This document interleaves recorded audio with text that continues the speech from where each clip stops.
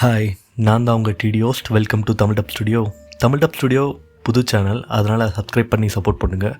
நீங்கள் விருப்பப்படுற படத்தை கமெண்ட் செக்ஷனில் சொல்லுங்கள், அதை நான் உங்களுக்காக கொண்டு வரேன். படத்தோட ஒன்லைனை நான் சொல்ல போகிறதில்ல, ஏன்னா நானே சுருக்கமாக தான் சொல்ல போகிறேன். எதுக்காகனா படம் கொஞ்சம் டிஸ்டர்பிங்கான ஆக்ஷன் மூவி, அதான். படம் பேர் ஓல்டு பாய். இவர் தான் நம்ம ஹீரோ டேசு. ஹீரோ குடிச்சிட்டு போலீஸ் ஸ்டேஷனில் செம்ம அலப்பறை பண்ணிகிட்ருக்காரு. ஸ்டேஷனில் உச்சா போகிறாரு, அதை தடுக்கிறாங்க. ஷர்ட் இல்லாமல் தலைகீழ பெல்ட்டி அடிக்கிறாரு. அப்புறம் அவர் ஃப்ரெண்டு வந்து கூட்டிகிட்டு போயிட்டார். ஹீரோக்கு மேரேஜ் ஆகிடுச்சு, ஒரு பொண்ணு இருக்குது. அந்த பொண்ணுக்கு இன்றைக்கி பர்த்டே, கிஃப்ட்லாம் வாங்கியிருக்காரு. ஹீரோ அவர் வீட்டுக்கு ஃபோன் பண்ணி தோ வந்துடுறமான்னு சொல்லி சமாதானப்படுத்துகிறாரு. ஹீரோட ஃப்ரெண்டு அவர் ஃபோன் வாங்கி நான் கூப்பிட்டு வரேன், ஒன்றும் பிரச்சனை இல்லை அப்படின்னு அவர் ஃபோன் பேசக்குள்ளே பின்னால் பார்த்தா ஹீரோவை காணோம். அவர் வாங்கின கிஃப்ட் மட்டும்தான் இங்கே இருக்குது. அதை கட் பண்ணி ஹீரோவை காட்டுறாங்க. ஜெயில் மாதிரி ஒரு இடத்துல இருக்கார். அவருக்கு சாப்பாடு தரக்குள்ள அவர் கெஞ்சுறாரு, என்னை வெளில கூட விட வேணாம், இன்னும் எவ்வளோ நாள் இங்கே வச்சுருப்பீங்கனாச்சும் சொல்லுங்கடான்னு கெஞ்சுறாரு. நாள் போயிட்டே இருக்குது. ஹீரோ கத்துறாரு, கதை உடைக்கிறாரு. கொஞ்சமாக அவருக்கு பைத்தியமே பிடிக்குது. ஹீரோ டிவி பார்த்து பாக்ஸிங் நிறையா விஷயம்லாம் கற்றுக்கிறாரு. அப்புறம் பவானி பண்ணுற மாதிரி செவுத்தில் குத்தி அவரோட விரலுக்கெல்லாம் கல் மாதிரி ஆக்கிக்கிறாரு. அப்புறம் ஒரு நாள் ஹீரோவுக்கு மயக்க மருந்து கொடுத்து அவரோட முடி பிளட் சாம்பிள்ஸ்லாம் எடுத்துக்கிறாங்க. அடுத்த நாள் டிவி பார்த்தா நியூஸில் ஹீரோவோட மனைவியை யாரோ கொண்டுட்டாங்களாம். எவிடன்ஸாக காணாமல் போன ஹீரோவோட டிஎன்ஏ தான் கிடச்சிருக்கான். ரொம்பவும் வருத்தப்படுறாரு. வருத்தத்தை போக்க ஹீரோ டைம் பாஸ்க்கு இங்கே இந்த ஜெயிலில் மாறி இருக்க இடத்துல எவ்வளோ கஷ்டப்படுறாருன்னு பக்கமாக எழுதிக்கிட்டே இருக்கார். பாக்ஸிங்லாம் ப்ராக்டிஸ் பண்ணுறாரு. அப்புறம் சாப்ஸ்டிக் வச்சு அவர் கட்டலுக்கு பின்னால் சின்ன ஓட்டை போடுறாரு.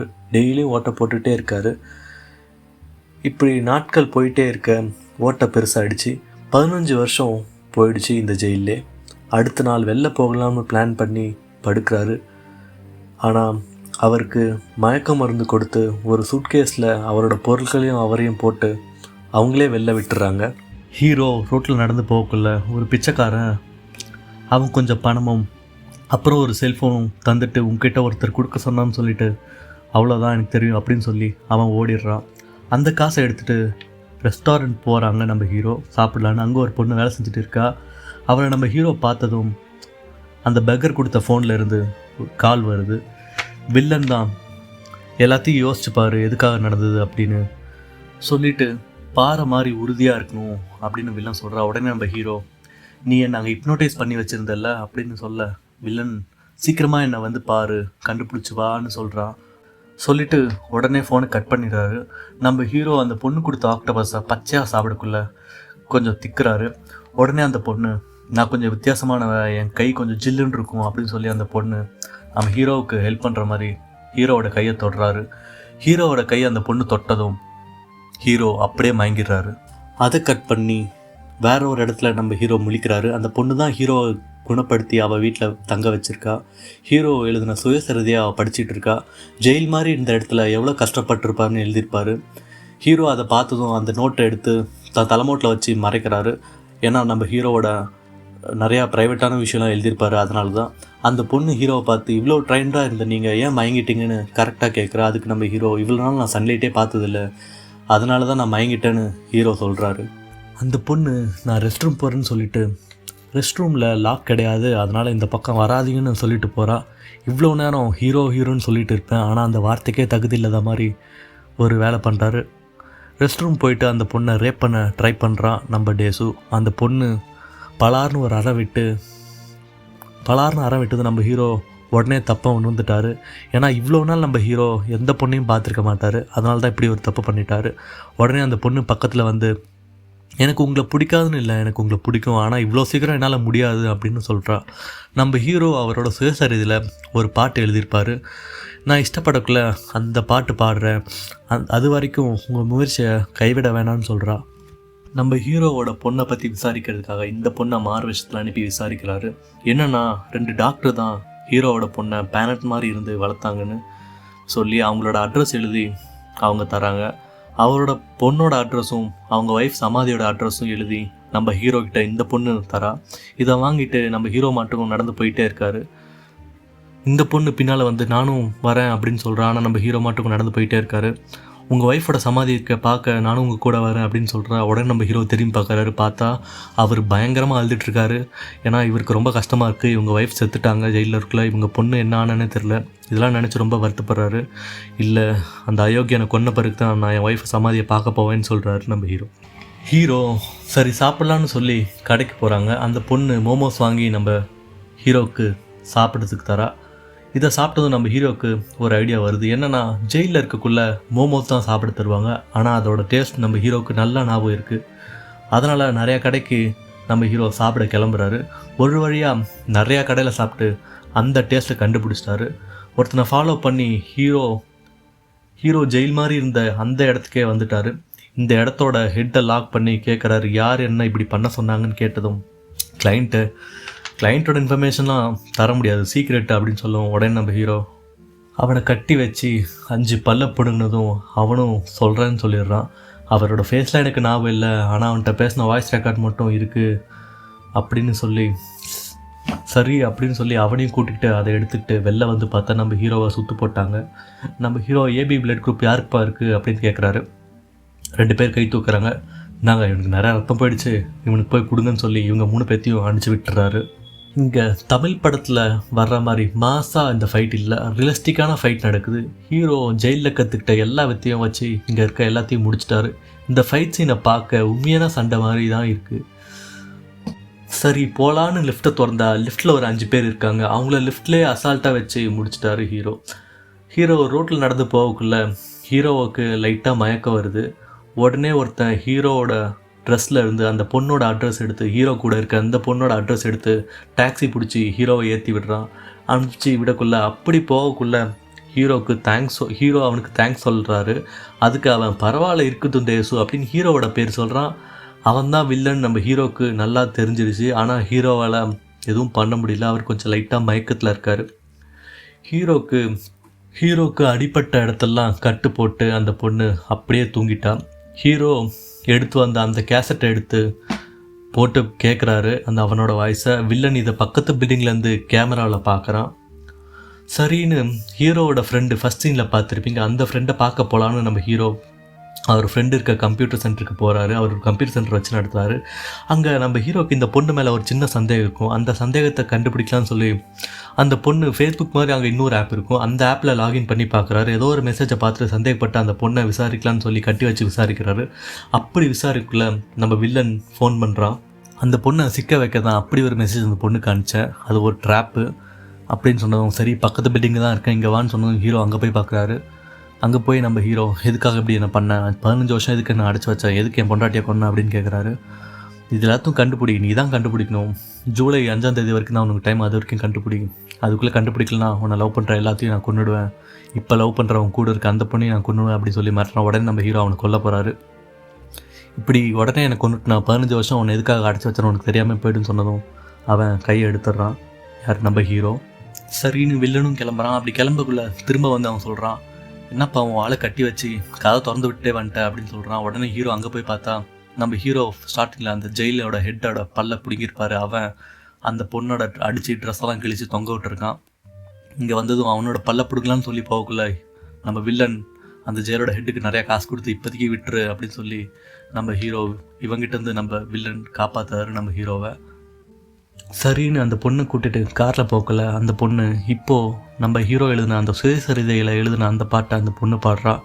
அப்படியே நம்ம ஹீரோ அங்கே இருக்க ஒரு ஹோட்டலில் ரூம் எடுத்து நம்ம ஹீரோவும் அந்த பொண்ணும் ஃபிசிக்கலாக மிங்கிள் ஆகுறாங்க. இது எல்லாம் ஹீரோ வச்சுருந்த அந்த ஷூவில் பக் வச்சு இதெல்லாம் ஒட்டு கேட்டுகிட்டே இருக்கான் நம்ம வில்லன். பார்த்து ஒரு மாதிரி சந்தோஷப்படுறான். 2 பேரும் நைட்டெல்லாம் முடிச்சுட்டு தூங்கி எழுஞ்சி பார்க்குறாங்க. பார்த்தா இங்கே ஒரு கிஃப்ட் இருக்குது. ஜெயில் ஹெட்டோட கையை வெட்டி தான் நம்ம ஹீரோக்கு வில்லன் கிஃப்டாக அனுப்பியிருக்கான். இதை பார்த்து 2 பேரும் பேர்ந்த மாதிரி நிற்கிறாங்க. இந்த ஷூலாம் ஸ்டார்டிங்கில் அந்த பொட்டியில் வச்சு நம்ம ஹீரோவுக்கு தந்திருப்பார் நம்ம வில்லன் தான். அதனால தான் இதில் பக் இருக்குது. வில்லனோட ஃபேஸை நல்லா நம்ம ஹீரோ பார்த்துருப்பாரு. அவங்க ஸ்கூல் ஆல்பமில் போய் பார்க்குறாங்க. அங்கே ஒரு கிஃப்ட் இருக்குது, வில்லன் வச்சது தான். அதில் ஒரு பொண்ணோட பேர் போட்டிருக்கு, லீசு. ஆல்பமில் அவளோட ஃபேஸை பார்த்தா கட் பண்ணப்பட்டிருக்கு. ஹீரோ உடனே அவர் ஃப்ரெண்டுக்கிட்ட பேசிக்கிட்டே இருக்கார் ஹெட்ஃபோன் வழியாக. ஹீரோட ஃப்ரெண்டு அவர் ஏதோ செத்து போயிட்டான்னு சொல்கிறாங்க. அந்த மாதிரி பொண்ணு இந்த மாதிரி பொண்ணுன்னு தப்பாக பேச இது எல்லாம் பக்கத்துலேயே இருந்து நம்ம வில்லன் ஒட்டு கேட்டுகிட்டு தான் இருக்கான்.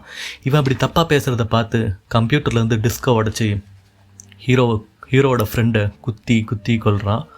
உடனே நம்ம வில்லன் ஹெட்ஃபோன் எடுத்து ஹீரோ கிட்ட, என் தங்கச்சி அப்படி ஒன்றும் தப்பானவ கிடையாது, அவள் ரொம்ப நல்லவ அப்படின்னு ஹீரோ கிட்ட வில்லன் சொல்கிறான்.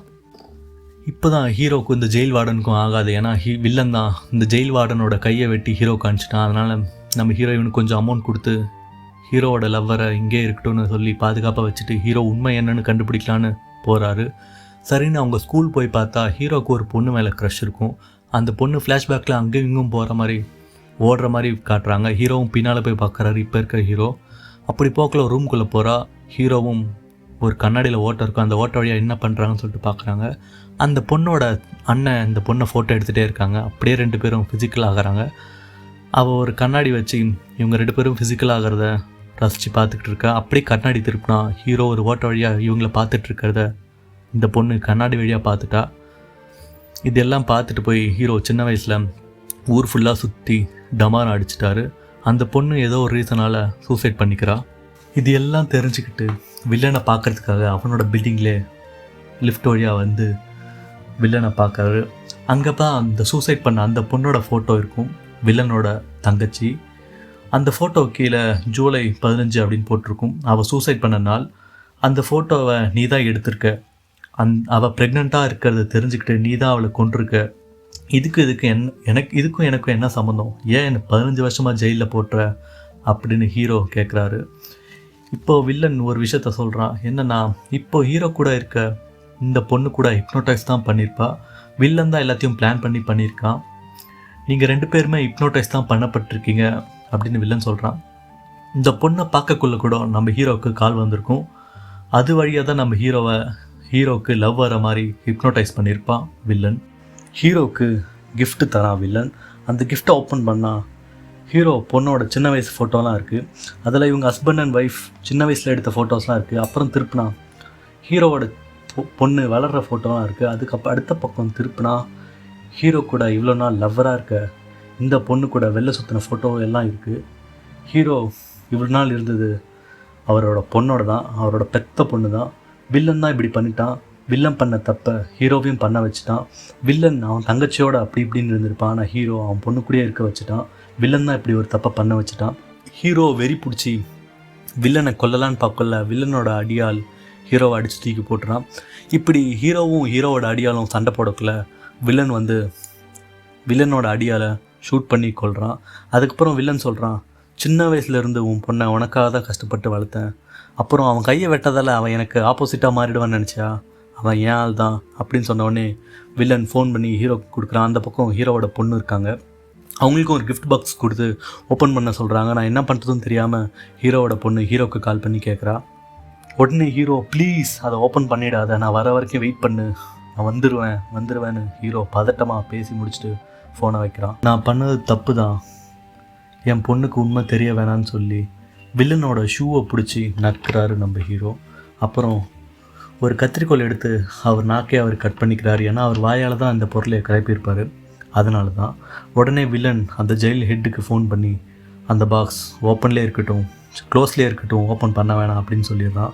உடனே வில்லன் இந்த இடத்த விட்டு லிஃப்ட்டில் கிளம்புறா.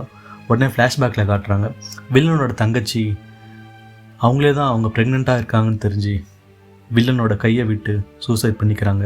அவங்க கடைசியாக சொன்ன வார்த்தை, என்னை மறந்துடாத அப்படின்னு.